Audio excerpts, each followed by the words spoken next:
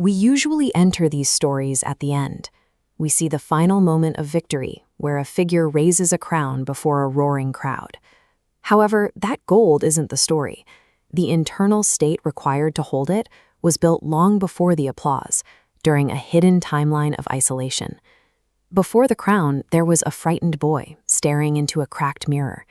This is the baseline, a person defined not by power, but by the weight of everything they are afraid of. Absolute power doesn't emerge from confidence. It begins in a total vacuum of vulnerability. This person started alone, walking through fire and sleeping through cold nights, where the only companion was the silence. To survive that kind of emotional frost, the heart must adapt. It becomes stone, not out of cruelty, but as a necessary shell to withstand the environment. In this state, the feedback from the outside world is unanimous. Peers and observers look at the trauma and the isolation and reach the same conclusion: this person is too broken to survive the climb. This chart tracks the probability of survival in such hostile conditions. For most, the probability drops to near zero as the isolation continues.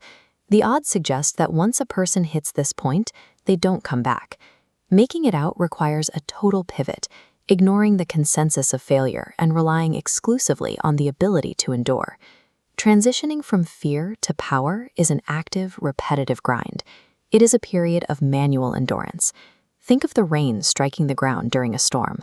Most people seek shelter, but endurance involves finding a rhythm within that downpour, turning the chaos into a chosen movement. This requires the repeated shedding of identity. You have to lose the person you were 1,000 times to find the one capable of surviving. When the road is broken, it stops being an obstacle and starts being a lane. The wreckage of the past provides the very boundaries that keep you moving forward. This is a departure from the instinct to hide, waiting for the world to become kinder. Instead, the fire is allowed to burn freely, stripping away everything except the core will to stay standing. At a certain point, the relationship with suffering changes. It stops being something that happens to you and starts being something you use. This system shows the conversion of trauma into drive. Raw inputs like grief and fear route through psychological processing, redirecting energy into catalytic action. Success depends on core integrity. If the soul is lost, energy isn't converted. It defaults into bitterness. When handled correctly, the heaviest burdens become the raw material for psychological armor. The process eventually reaches a state of permanence. The internal structure of the person has changed. Under extreme, sustained pressure, carbon restructures. The jagged, weak material fractures and falls away, leaving behind a structure that is geometrically perfect and unbreakable. This is where fearlessness comes from. When you have been through enough pressure, there is no more room for hesitation. The mirror now reflects a king. The body is the same, but the boy who was afraid of everything has been replaced by someone who has stood his ground through every war.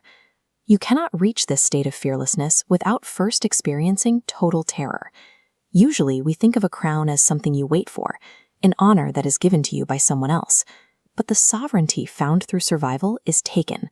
It doesn't require permission or external validation. When you stand tall while the heavens are opening with thunder, you realize the world can no longer silence the fire in your veins. The scars on your skin and the stories you haven't told are the absolute proof of your right to be here. They are the evidence that you have earned the right to wear the crown.